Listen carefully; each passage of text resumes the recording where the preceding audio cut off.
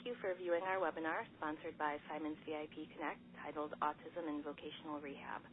My name is Bethany Smith-Packard, one of the study coordinators for Simon's VIP Connect, and I am joined by Dr. Scott Standifer, formerly with the Disability Policy and Studies Office at the University of Missouri, and now the founder of Autism Works online project. During this presentation, Scott will discuss how the state vocational rehabilitation agencies function and how they can help people with autism find jobs. Following the presentation, we invite you to submit any questions you have for Scott by emailing the Simon's VIP Connect coordinator at coordinator@simonsvipconnect.org. Now it is my pleasure to introduce Dr. Scott Standifer. Scott is a nationally known researcher on autism employment projects. He specializes in the insight on autism employment emerging from the scholarly literature, state vocational rehab agencies, private industry, small business startups, and advocacy groups. He is the author of Adult Autism and Employment, a guide for vocational rehabilitation professionals, and was the lead organizer of the Autism Works National Conference in St. Louis. He is also an autism employment consultant for the Missouri Division of Vocational Rehabilitation. Thanks for joining me, Scott, and I'll let you go ahead and get started. Thanks, Bethany, and thanks, everybody, for listening in. I want to talk about Voc Rehab, vocational rehabilitation. Sometimes we call it VR in the vocational rehabilitation field. As Bethany said, I think there's a lot of potential here for Voc Rehab and the autism community to work together, but right now the connection is not happening very well. There's some misunderstanding on both sides. I've been talking to the Voc Rehab folks for a couple of years now, and I want to talk to the autism community a little bit more. So let's start with Voc Rehab and what it is. It's a network of state-based agencies. So every state has a Voc Rehab agency, and it varies from state to state exactly the details of how they work, but there is an overlying federal law that requires these agencies, that informs how they do their job, and an agency that monitors them and makes sure they're in compliance with federal policies and laws. Overall, they are to help people with significant disabilities choose, obtain, and maintain employment. So that's what the system is about. And we kind of need to get you guys working with them. You need to understand how they function, what they're trying to do, because it's a little bit different from special ed and from things you may have done in the past. And then you can start to advocate within the system and collaborate and improve the prospects for people with autism in terms of the employment piece of independent living. First thing to understand, the main thing to understand is the goal of vocational rehabilitation. As I said, this is not special ed. In special ed, they were kind of there to help provide supports for a person throughout their school career until they left. And they had the supports. They would pick which supports were appropriate, and they might negotiate, and you could appeal some if you needed to. But then you got the supports, and you got those through your school career. Voc Rehab, the goal is getting the person employed. The goal is to say, cool, we found a good job for you. You're in the job. Everything's going well. We're going to call it done. We're going to close the case file. This is how the Voc Rehab agencies get assessed on a national level. They report in how many people found jobs through their services.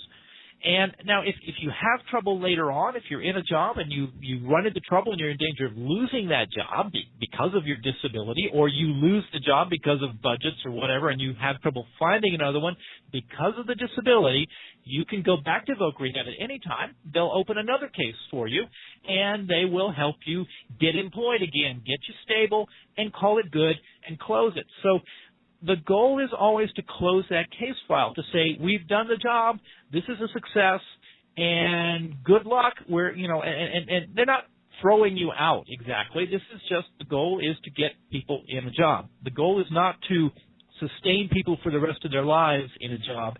It's to get them in a job, and then if they need other help later on, they can come back. So that's an important distinction to understand. Now, what if some Voc Rehab counselor said, oh, I can find you a job. Now, you may only be able to keep it for a couple of weeks, but I can get you a job, and then I'll be counted as a success for that, and then we'll open another case and we'll get you another job. How do we know that the job that you're getting is a good, stable job? So how do we assess that? The Voc Rehab system has come up with a principle that they're going to wait. They're going to wait for a while after the person is on the job. Make sure everything's going well. Make sure they've settled into the job. They're going to wait 90 days or about 3 months after the job starts. So this is the time to make sure the person is settled in, make sure the career choice has been a good one, make sure this is all going to work, and then they'll close the case file. Then they'll call you employed and stable and good. So this is where we sometimes hear a comment in the autism community, oh, don't bother with Voc Rehab. They have time-limited services. That's all they do. A lot of times it's this 90 days thing, or it's the fact that they're trying to close the case file to eventually call you employed, and they don't want it to go on forever. It's not 90 days after you are declared eligible for Voc Rehab services, at least not usually. It's 90 days after you get a job, but the lead up to that, the choice of figuring out which career is best for that individual and what they need to do to prepare for that career. They might need a college degree. That happens quite a bit, actually. And Voc Rehab will help the person locate scholarship opportunities and funding possibilities and might even kick in some money if that's needed, if that's going to keep them from getting a job. And this is the best option. Voc Rehab can kick in some money to help them go to college, and that obviously can be years. So a case can be open for quite a long time as long as they're moving in the direction, making solid progress towards getting the person employed and closing the case. So this is how we understand stable employment, how we measure it on a national level. There's another issue I want to bring up in there, though, the topic of the job coach. People get confused on this point. They think that the job coach is equivalent to the assistant in the classroom, the special ed paraprofessional or whatever that was there through the entire school career and was just helping the person and always there. The job coach is usually part of that 90-day period, helping the person settle into the job. Job coach's job is actually to put themselves out of business. The job coach's job is to get the person settled and in place and able to take care of things so that the job coach can leave and the person is good. So they put themselves out of business. They do this in part by something we call natural supports. This is training coworkers to help the person out if they need it. This is putting, in terms of the autism world, this can be putting diagrams up, having written lists and things, making sure the managers understand what autism is about, things that stay, that are permanent. And given how people with autism can become real dependent on prompts and cues, a good job coach will not be next to the person helping them out on the job. A good coach will be at the back of the room, doing things that the person with autism may not even notice, so that when the job coach leaves, everything is pretty much still the same.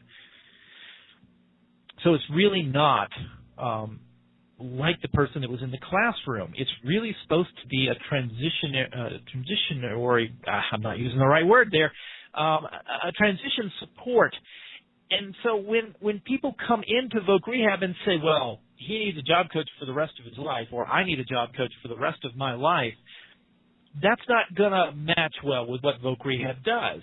It's going to create some conflict right off the bat.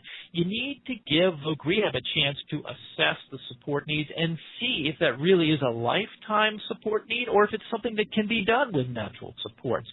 There are some other options in terms of referral to other agencies that might be able to provide some ongoing support. So don't go in there assuming that job coach is going to be around forever for that person. It's just not part of the model that we're dealing with. I do expect over the next several years, as Voc Rehab starts to understand autism a little better and understand that there needs to be longer transition times, this transition period, this 90 days, might be extended in some cases, but right now, this is how things are set, and you need to understand that those are the ground rules. You also need to understand that this is a partnership between the client and the counselor. The choice of the career is an exploration process. Don't come in there saying, well, he wants to be a video game designer, or I want to be a video game designer. that may not be a practical career choice in the community. There may not be those jobs available, or the work demands of that kind of career may not match the person's features. So the Voc Rehab counselor will then start to ask questions. They won't say, no, you can't do that. There's supposed to be a presumption of employability, and the client is supposed to make the final approval on everything. But the counselor will say, I'm not sure that's a good fit. Tell me more about it. Or let's go see if we can find somebody doing that job, and you can tag along and and see if that will work better for you. Now, the client has responsibilities in terms of possibly researching the requirements, the training requirements and stuff for those kinds of jobs. The client and counselor will divide up what they're going to do. Both will share part of the workload, but there are significant responsibilities. I know a gentleman in Washington State who is a job developer, a job placement person specializing in autism, and he also has autism himself, so he really has a good insider's view on this.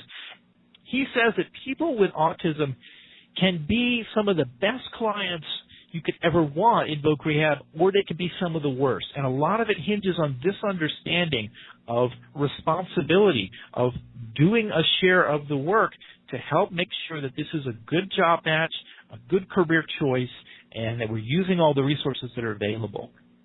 So understand this partnership element as well.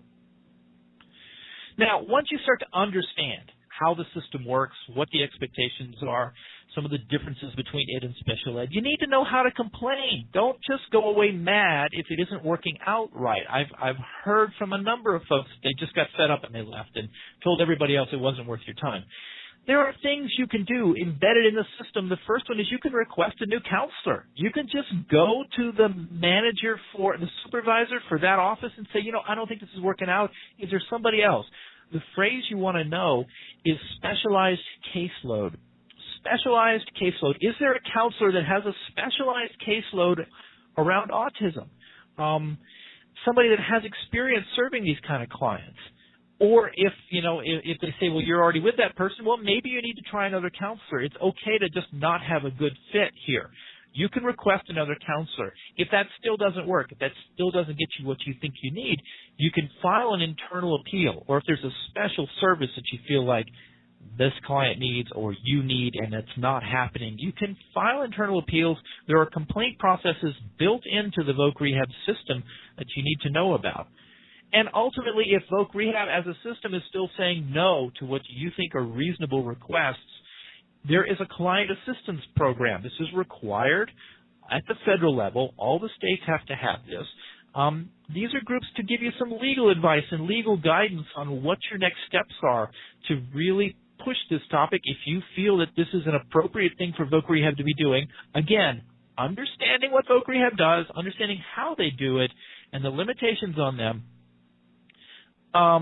You can go in and go through the client assistance program. So there's really quite a bit you can do just on one individual client's case.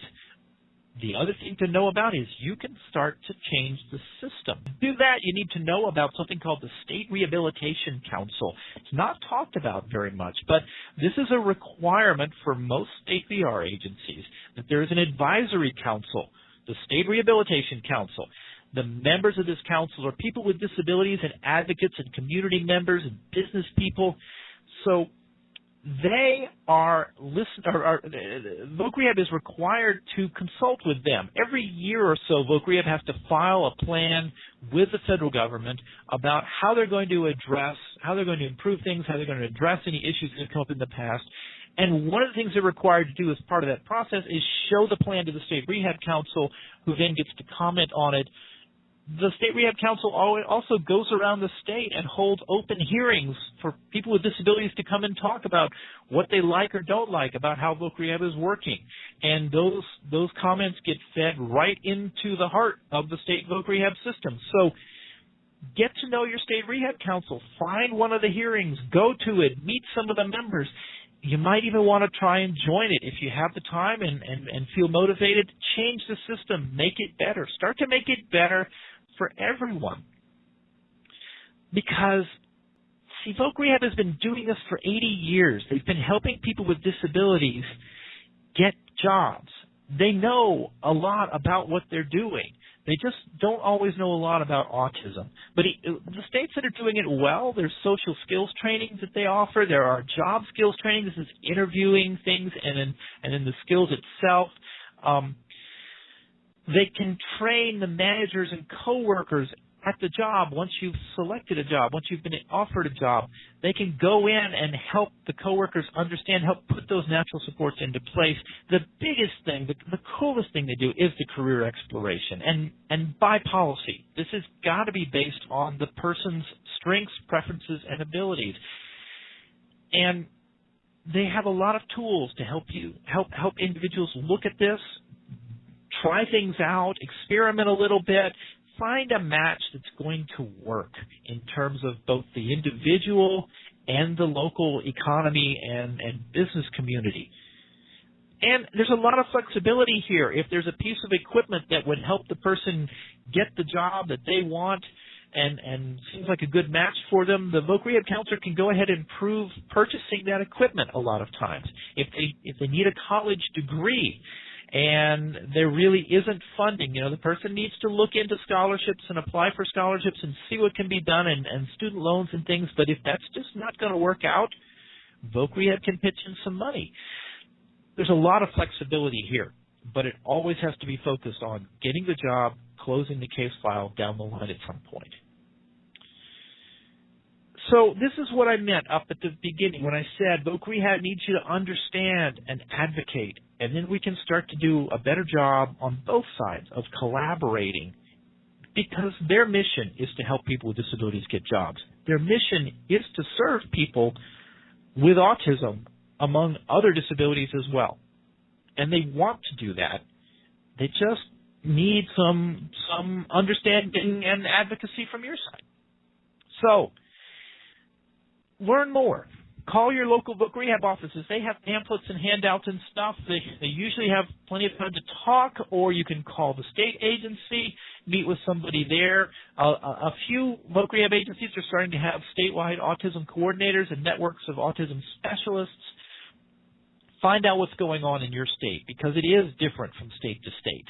It isn't always exactly the same. Some states are, they just have different policies and there are different places on the learning curve on autism.